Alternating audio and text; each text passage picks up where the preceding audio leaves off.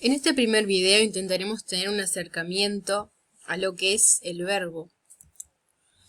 Su definición nos dice que es la clase de palabra con la que se expresan acciones, procesos, estados de ánimo y o sentimientos. Tiene variación de persona, de número, de tiempo y de modo. Una de sus particularidades es su función como núcleo del predicado. Desde un punto de vista morfológico, reconocemos en él la flexión verbal. Esta consta de dos partes, la raíz, que es la parte que nos aporta el significado del verbo tal y como lo podemos encontrar en el diccionario.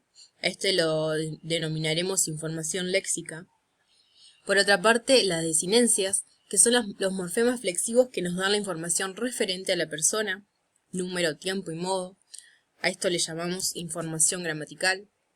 Aquí tenemos un ejemplo de raíz y desinencia en la palabra amas, donde am es la raíz y as es la desinencia. Además de la flexión verbal, el verbo se puede conjugar. Hay tres conjugaciones. Estas se identifican mediante la terminación del infinitivo, ar, er, ir. Aquí tenemos algunos ejemplos de la primera conjugación. La palabra cantar. La segunda conjugación, la palabra comer. La tercera conjugación, la palabra vivir. Por otro lado, es importante destacar que la conjugación, cuando es regular, nos brinda además otras informaciones como son la persona, el número, el tiempo y el modo.